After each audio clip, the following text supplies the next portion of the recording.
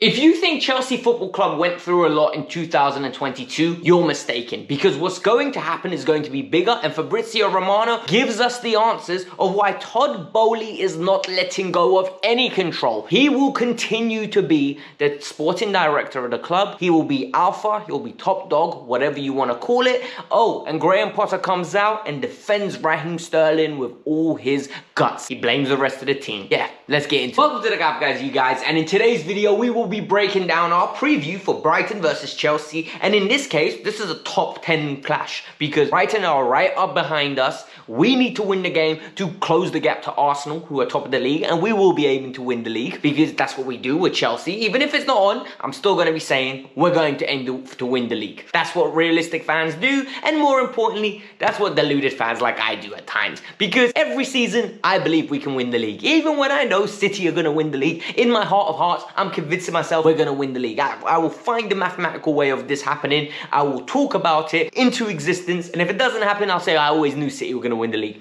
But we're going to be talking about the preview, and more importantly, the press conference and what Graham Potter spoke about. But before we get into that, we have to attack what was said by Fabrizio Romano and the future of Chelsea Football Club. It is massive, guys. It is something that is going to take us all back a step. And it's explaining why we're recruiting so many scouts, why we're recruiting so many new talent acquisitions, why we're recruiting so many different entities for Chelsea Football Club. It's very interesting. It'll get your nerd on. Let's get into it. Economics 101. There's no such thing as a free lunch. Basically, you always have to do something for somebody. You don't get something for free ever. That's what I learned in Econ 101. So I just need you guys to feel this, all right? This isn't a free lunch. I need you lot to hit the like button because you enjoy the content. I want to see what number like you are. We're aiming for 1,000 likes, and more importantly, number 4, I need you lot to subscribe to the channel, because without you spreading the algorithm, no way is the algorithm going to respect the fact that people need to watch the Kavkas View. So if you lot watch to the end, Kavkas View grows, and we are both happy people here.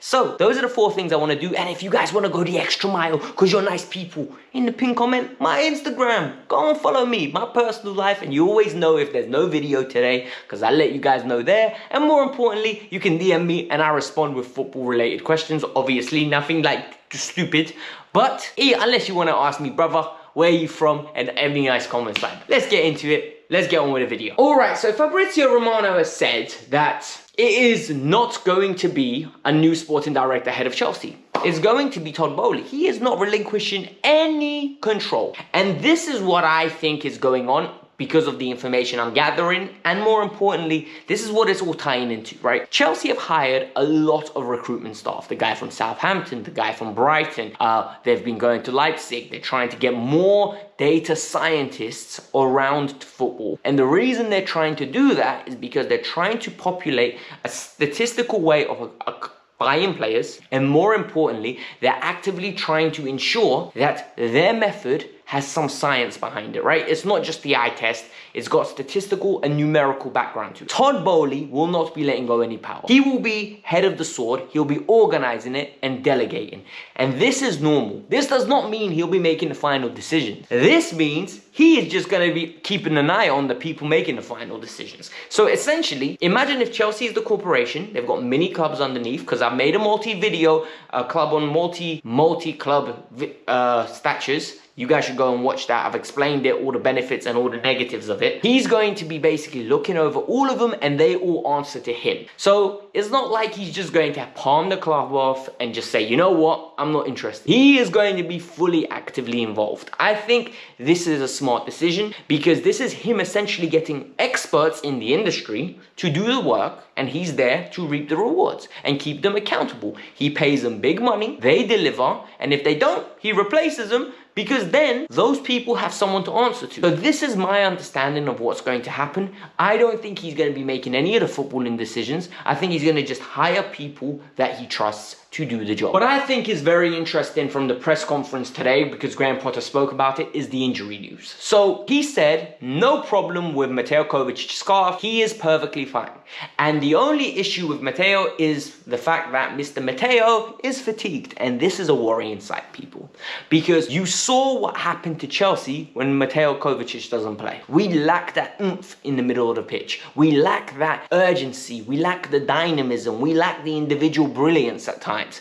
It's very stale, it's very slow, it's very lethargic. And for me, this is a big statement. But he also went on to say that Thiago Silva's back and he's going to be fit and raring to go. There is no issue with him, but there is an issue with Kalidou Koulibaly. So it's bad enough we've already got Reece James out, we've got N'Golo Kante out, and we've got what's it called, Wesley Fofana out. Now it looks like Kalidou's going to be out at least for the weekend and maybe even miss the game against the one and only, I think it's Dinamo Zagreb. But for me, that's not the issue, people, because it just highlights that we're in big trouble because we don't have enough centre halves and we're having so many games. It's all about survival now, I think. We need to survive till the World Cup.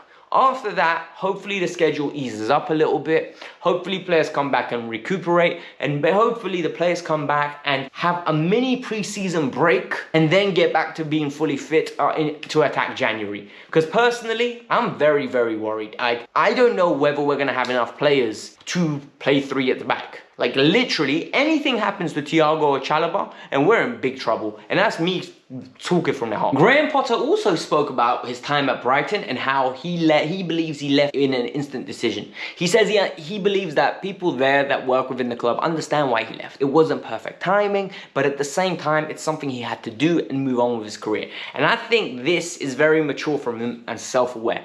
Because he actually left them in the mud, right? He left them during a season when they're having a great start. But what's he meant to do? Turn down Chelsea Football Club? That's stupid. He was never going to do that because this is a big step for him. Clubs like Chelsea don't go after managers like Graham Potter.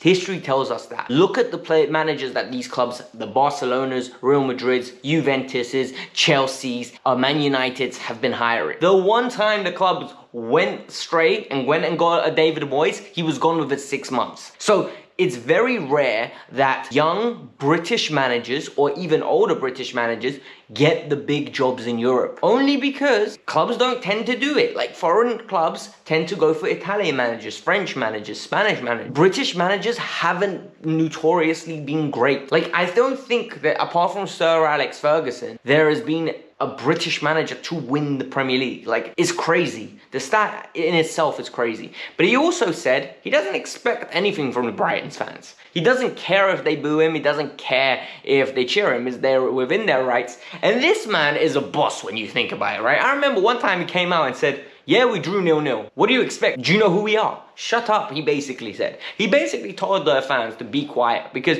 they were moaning that they weren't scoring enough goals and they were just dominating the ball and keeping the ball for the sake of it. I love it when Brighton fans are moaning about playing attractive football. Like, I'm sorry, but Brighton are one of the most entertaining teams to watch in the league. You lot can never moan about not creating chances. The only thing you can moan about is missing chances, but you're getting your money's worth, right? Because at the end of the day, what we've had to watch in the past with Antonio Conte is horrible, and I would have much rather preferred to watch a team that is missing chances on a weekly basis and playing the type of football that they played under Potter than that Antonio's. And we didn't moan nowhere near as much as they did. They were booing their team off when they were getting draws. Like, pathetic. I think he dealt with this Raheem Sterling thing very well because all of a sudden, Chelsea fans are now starting to create a scandalous topic. They've got a new agenda. You know, it was Timo, it was Lukaku, it was Kai Havertz. Now it's Raheem Sterling's turn. Obviously, you always have to blame someone, right? When Chelsea fans, you always have to blame someone. And this time now, they're blaming Raheem. Oh, he doesn't score enough goals. Oh, he's a poor player. He said, look, Potter said it out of his own mouth. We need to do better.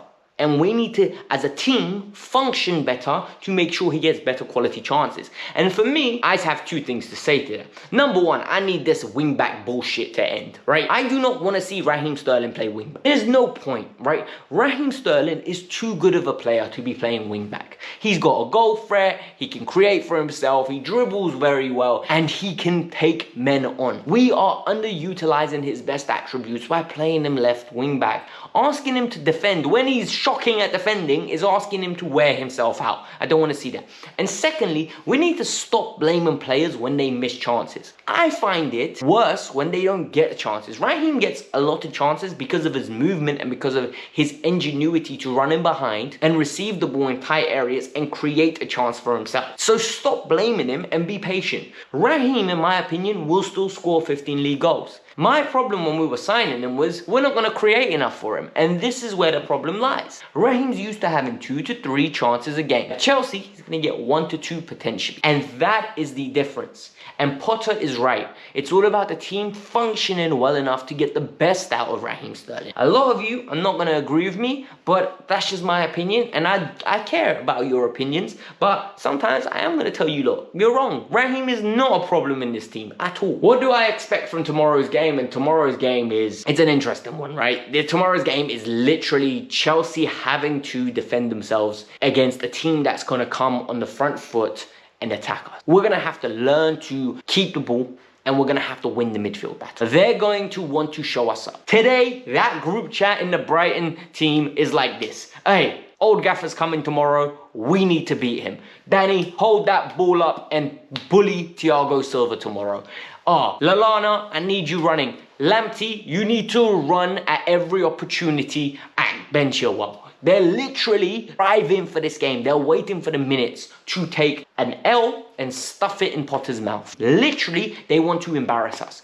The boys have to be on their top form. We need to win the midfield battle, and we need to be clinical. We know Brighton aren't the most clinical side. They're under a new manager. They've slightly evolved their style, slightly, and this is coming from Potter, and this is coming from my own perception. They're a little bit more direct now, but I genuinely believe we should be good enough to beat them.